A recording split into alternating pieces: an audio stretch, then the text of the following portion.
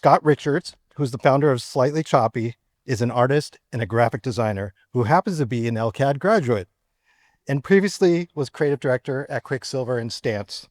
He blends a background in typography, bold color, and handcrafted processes with early surf culture influences to create timeless works that are celebrated in perfection and history. Welcome to the stage, Scott.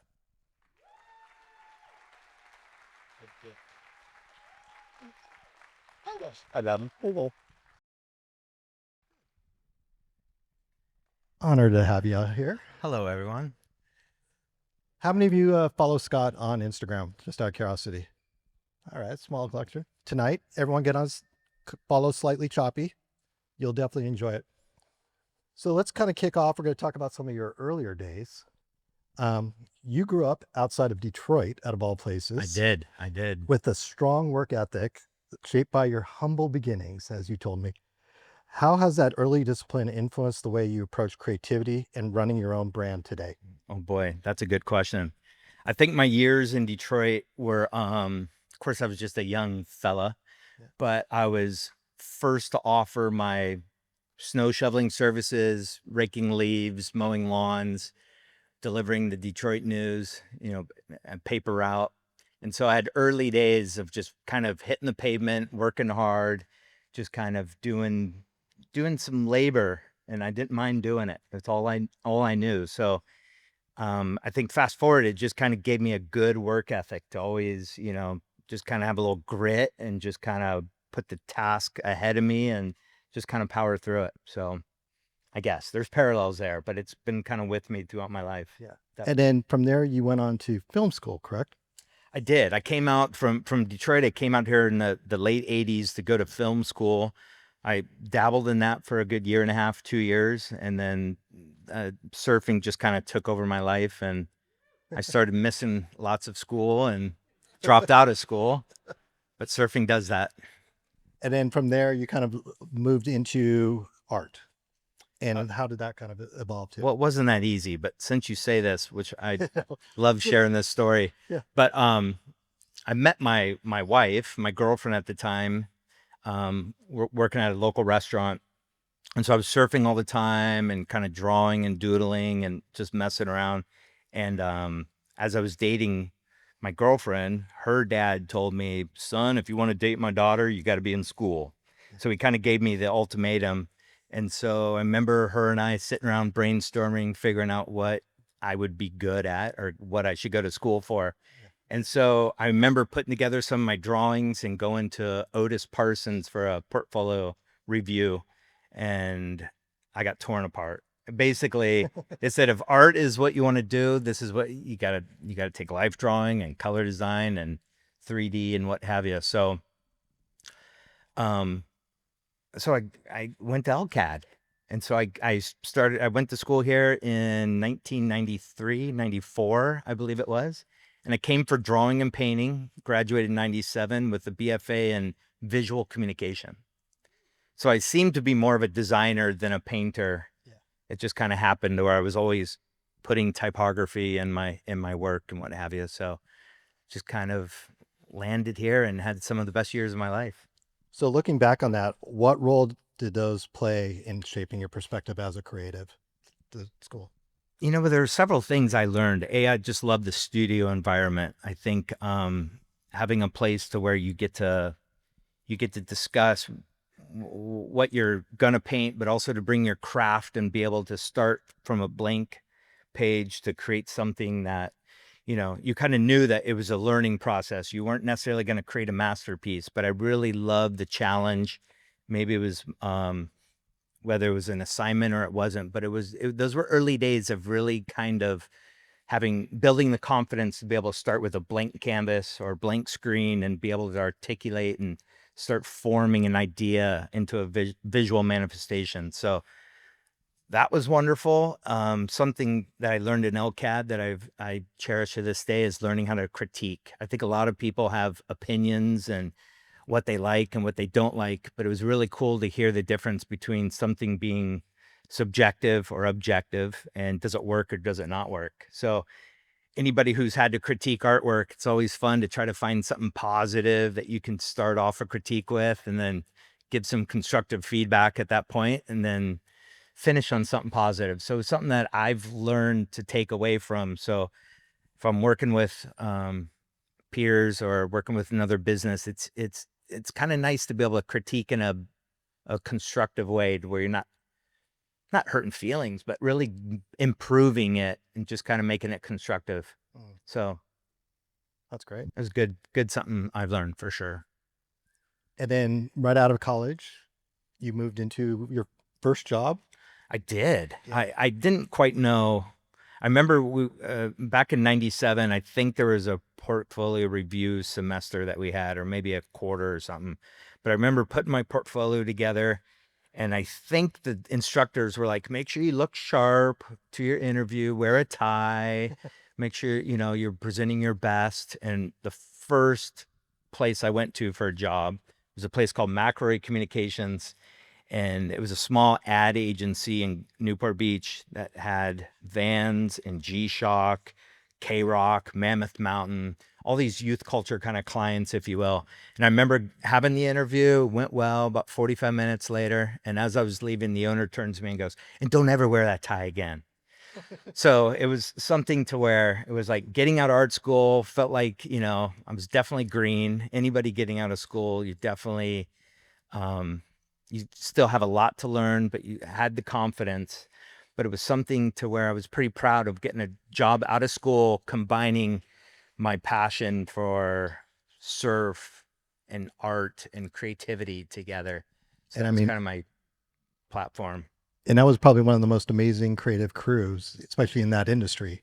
It How was it was. working with them? Yeah, I mean, it was phenomenal. I look back at the creative people, both men and women, who art directors and producers and creative directors, and there's people who've touched the surf, skate, snowboard industry for the last 30 years. And it was we were a little too young to really know what we were in the middle of, but it was good times to be doing advertising and print for the action sports industry and youth culture at that time. It was a lot of fun. Definitely the golden era. Golden era, Yeah. sure. For Uh, us, yeah. and then from there, you went on to work with some iconic companies. Can you kind of tell us some of those ones that you worked with? So yeah, so my career path, I was working there at McElroy Communications. Eventually, a few of us moved to Quiksilver. I got laid off at Quiksilver. It felt like my dream job for a long time. And the industry is always, all industries just go through their ups and downs. And so I've been at Quiksilver. I worked for Alternative Apparel in downtown LA as their creative director, and then back to Quiksilver for another 2.5 years.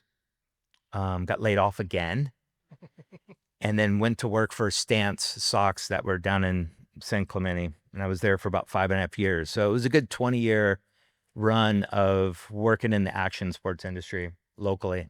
So I'm going to show some of the work that you Yeah, did yeah. over here as we kind of talk further. But what were some of the biggest lessons that you learned about brand building during those periods working with those three, Yeah. both the good and the hard parts? Yeah, the good and hard part. That's a big question. I was somebody who not just, when I started, I was just a graphic designer. Eventually understood what art direction meant, and that was to where you've got to work with people, you got to communicate your ideas, you got to outline things of what photographers will contribute to and graphic designers and what have you. Um, it was interesting to start collaborating and working with different people. But from a brand perspective, it's really important to understand the brand values, what the sense of style, the essence, what they stand for.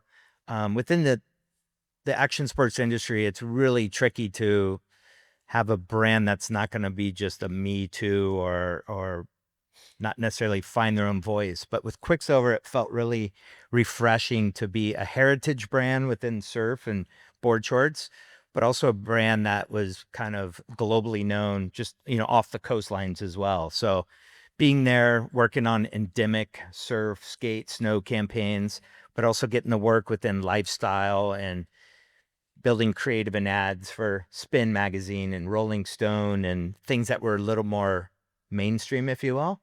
But it was cool to kind of see um, how surf culture can be digestible to kids all over the world. And so that was a lot of fun to be able to work on creative that spoke to not just people on the coast, but everywhere else. Yep. And then I have a couple other slides here. Here's with alternative. Oh, alternative apparel. Yeah. So they approached me when I was for a couple years in downtown. They're a basics company. It was kind of competing against American Apparel. And so Alternative Apparel was out of Atlanta, Georgia, and they were a B2B brand. They were just selling basics to other wholesalers to pretty much decorate their garments. And so they had a strategy within the board to go consumer facing, just to become more of a consumer facing brand.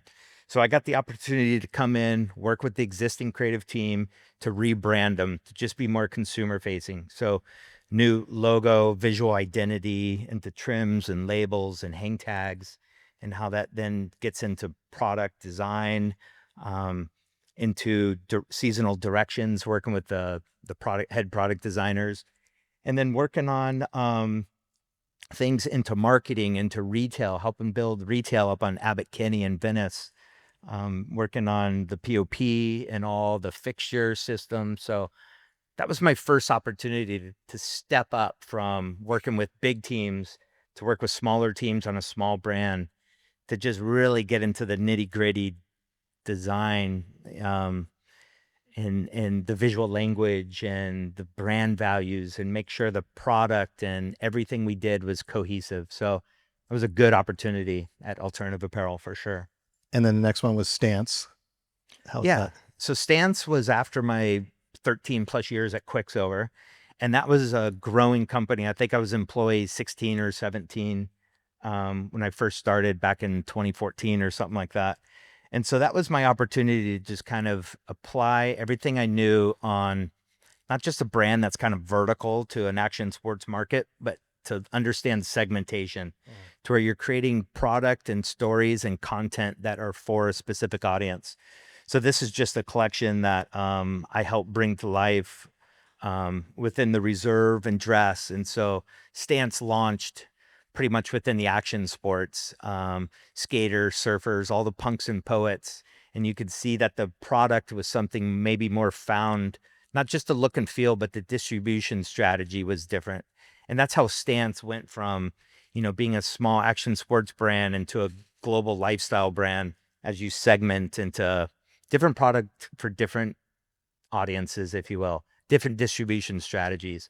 So I was instrumental in just helping, working with the team there to segment, create different, not necessarily real different brands or identities, but just if it's elevated or if it's just a little more expressive or constrained. And then this is retail space. I was very involved in my last couple of years at Stance. I was creative director for retail. And so there was aggressive strategy to take everything that we were doing on our local retail level and just start expanding into different retails around the world. So this was the retail store, flagship store on 510 Broadway in New York, to where all the segmentations had to live together under one brand. So that is a challenge. When you see brands nowadays, you'll just kind of see something more vertical and digestible. And this is to where all these different categories. So skaters had to sit with runners, had to sit with women's and intimates and men's underwear and what have you. So that was a big challenge to try to make all these different segmentations live together. And so you can imagine, from one logo, one brand voice, but speaking to different individuals. And so you just do that through visual cues and such. But this is us just starting to plan out the barricade there and everything, that the last photo, what you could see inside there at the retail store. That's great. Yeah, So I was Stance. exactly. Definitely an incredible company, watching them grow over the years. For sure. It was fun. It was a lot of fun. And the campus was pretty phenomenal. I mean, everything they were doing with the NBA and MLB and Rihanna and all the different musicians and artists. And it was a very colorful, dynamic crew and groups of punks and poets, and just taking a pair of socks and bringing as much excitement to it as we could. It was pretty phenomenal to be part of that, for sure. So you kind of talked about your journey coming from, like, for example, Quiksilver getting laid off, and then eventually coming back. Um, in each of these times, you found your way back to a new opportunity. How did you build resilience through these moments, and what advice would you give to others facing similar challenges? Yeah. So like I said, I've been laid off at half my jobs in my career. And so, being married and having a couple kids, it was never easy to show up at home that night and share the news that their dad or husband's been laid off. And so it was tough to figure it out, dust myself off, repackage myself, figure out what I wanted to do, where I wanted to go. I think I was always really careful about who I worked for, and I wanted to make sure it was a brand I believed in, and the product I believed in, and felt like I could bring my talents to really help kind of grow brands. And so, you know what? I had to just believe that there was a position out there, um, with all the work I put into packaging myself. When I say packaging myself, I just mean like my portfolio, just trying to put my best work in, just as few pieces that I could that really kind of showed the kind of work I wanted to do. By the time I was laid off the final time at Stance, I had a bit of a reputation of, hey, he's a pretty solid guy. He could get the work done, pleasure to work with. Um, and I just was always showing up every day at work, motivated, curious, doing my homework. I was always had a stack of books, magazines, always talking about film, always shopping and looking at retail, and always looking. So I felt like I did always did my homework. So when I would just show up at different places, I'd make sure I was ready and find out when I was starting, basically. So it was challenging times, but it seemed like it came to me pretty easily each time. Thankfully, with the work I kind of put into it, kind of paid off. Yeah, that's great. So let's kind of now segue into kind of where you're working on now. Yeah, yeah, Slightly Choppy started off as a bit of a side project for you. Can you give us a little bit of like how that kind of concept and idea yeah, came about? for sure. So through all my commercial work of working for brands, I look back and I'm so grateful for the paid experience I had working for brands. They've taught me so much. So I've always had an art studio. So whenever I put my kids to bed and kiss my wife goodnight, I would go to the studio and I would paint, or I'd tinker, or I'd cut and sew, and just I was always working on projects. So as I was still working at Stance, I was kind of moonlighting and starting to put together my passion for hand drawn typography and color and painting with stencils and just kind of tinkering and making stuff. I started making these flags, and a good buddy of mine who actually we worked together for many years, he saw them and thought it was something I just picked up at a vintage shop or antique store or something. He didn't realize they weren't vintage. They were something I was making. So he goes, I think these are pretty cool. I think you're onto something. So I started just making flags celebrating our favorite surf spots. So we lived down on Newport Peninsula, and we just started making our local spots like Wedge and Sixth Street and schoolyards and river jetties. And they started becoming these little identities of these locations. Whether, like, when you look at Wedge and you see the yellow and black, it's got the W on it, like at the tower. Yellow and black just remind you of caution. And also the Viper surf fins were popular, swim fins, and they were black and yellow. And so there's always a little story into these old flags I started tinkering and making. So when I got laid off at Stance, I the next morning I remember, or that next day, I told my wife, I said, I'm not going to look for another job. I'm going to try to make this work. And so that was about 7 years ago. And so I built a website, just started putting things up on my Instagram, and Slightly Choppy was kind of born at that time as a business, to where take, I could work in my studio. I could kind of make art. I was consider it art. It was an art project. I was doing it, but it was amazing how all the tools are available at this point in our lives, to where digitally you can just create a brand and a product and launch it from your garage or from your studio.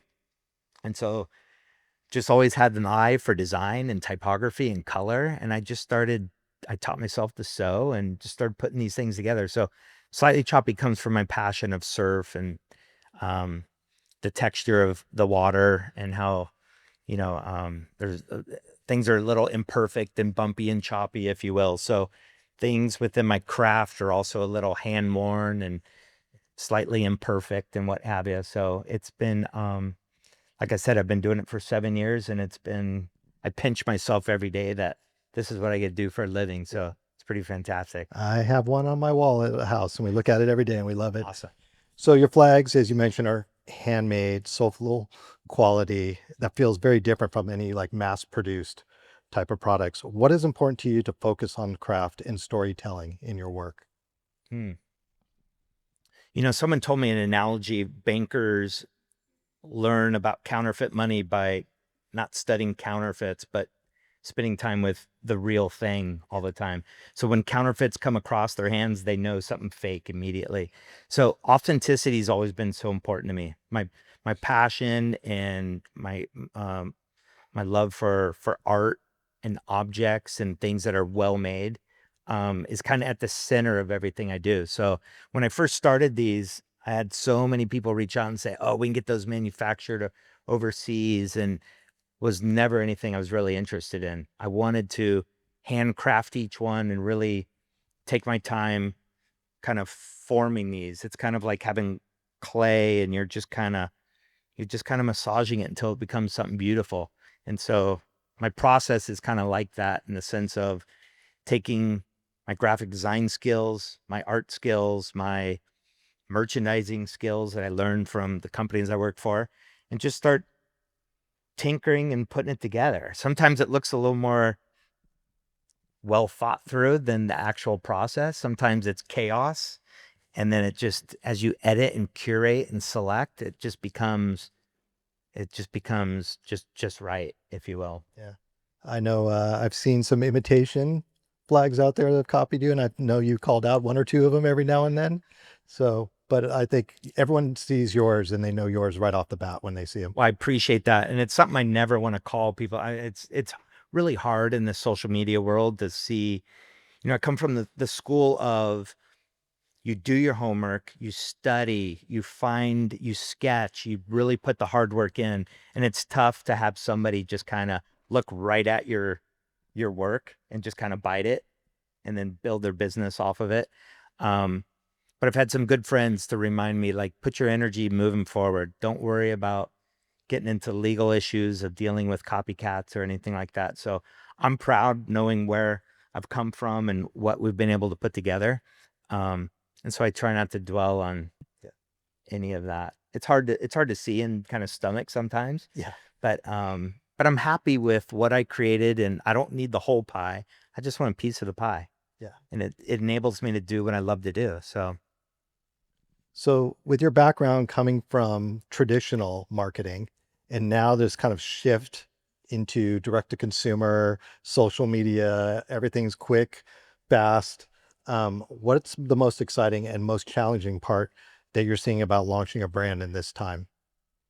oh boy, I think it's just trying to stand out. There's so much visuals at us. There's so much storytelling happening. There's so many visuals and graphics and artwork, and you feel overwhelmed by how much is out there. And what I just keep telling people is just, I mean, or a student or somebody or a young artist, is to just find your unique voice, whether it's in vogue or not in vogue, and just stick with it. Like who would have thought comic books or graphic novels? I mean, we've been through everything to where even with vintage and things that are old or new again, or there's just cycles of things that there's so much energy and visual languages and artwork coming at us from all over the world.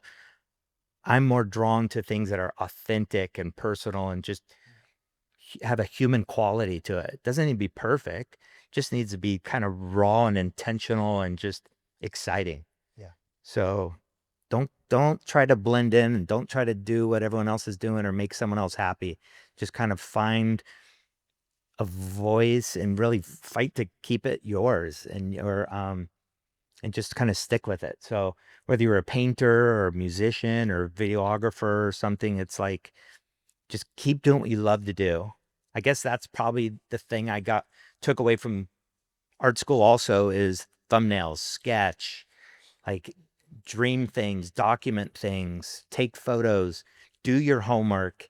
It's okay to be influenced by other masterpieces or things from different genres, whether it's from galleries or the street or from movies and film.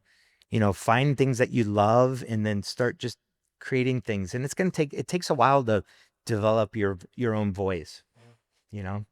And you, in talking about that, watching you on social media, how has it been for you to kind of like pull back the curtains and show the whole process, your thinking? I mean, it's kind of like you just unveil everything about what's going on with the company, and people feel like they're in the studios with you. Well, I appreciate you Yeah. saying that.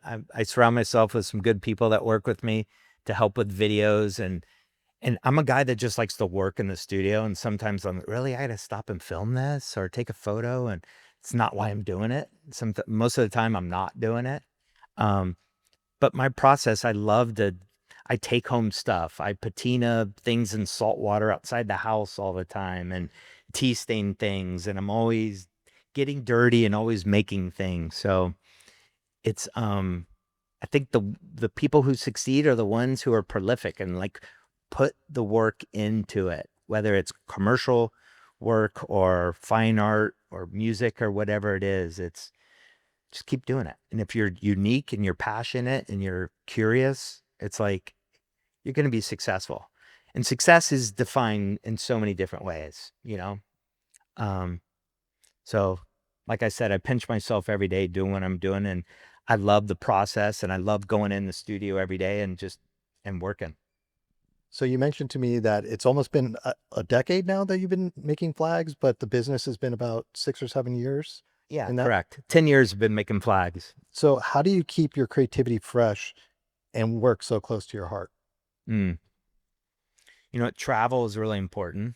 Um, Also, I was just sharing with some of the faculty earlier, and everyone's got their own analogy. I use the ebb and flow of the ocean, how water comes in, water goes out. In order to create, you can't just always be outputting. You need that input. And so it's so important to take time to not be working and just go screw around. Go to a film, go shopping. If you're when I say shop, not just to consume and buy stuff, but to like really study good product and good design.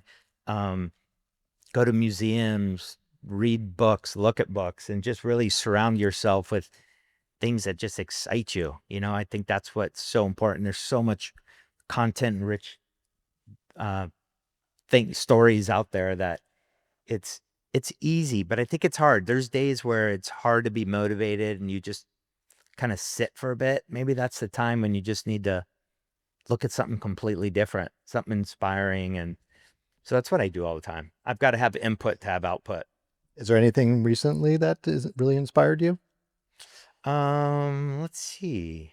Travel, like I said, travel is always really cool.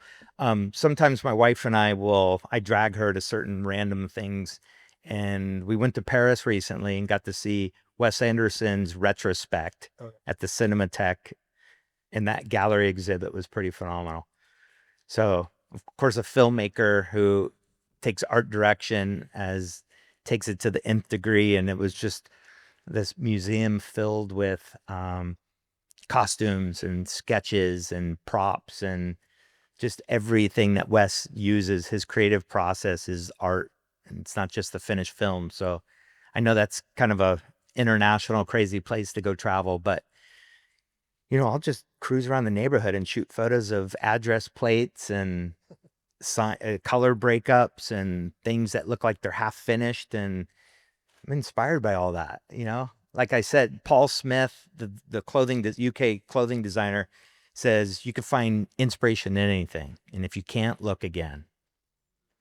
So don't say that you can't find anything that's going to turn you on. It's like you got to be curious and you got to look. Yeah. But there's plenty here, and try not to just mimic. It's okay to like look at masters, look at somebody doing it and just kind of follow their process, but eventually make it your own voice, you know?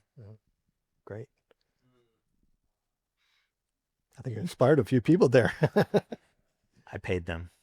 Uh, so as you look ahead, where do you see Slightly Choppy evolving? Like what's next for you personally as a designer, entrepreneur, and a storyteller?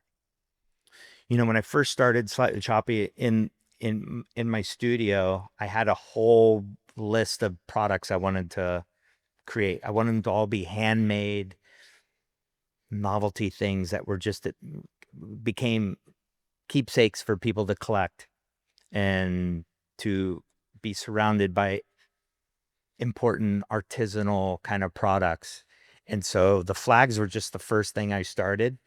And little did I know it was going to take off. And I haven't even gotten to some of the other products. So we've done some custom sweatshirts, and I've dabbled in some reimagined model sailboats and playing with different sails configurations and decorating them. And it doesn't necessarily have to be like commercial products, Yeah. but I still at some point want to paint and keep some of that initial joy and passion that I put into some of the first flags into some other aspects of things. But retail would be fun to play with. And then other product categories would be super cool. Maybe tell us a little bit real quickly about when you went to school here. What were some of the things that you learned and how it did really apply to once you got out? Yeah, like I said, I came for drawing and painting because I had such a passion for pencil on paper, paint on canvas. Like I loved the studio environment.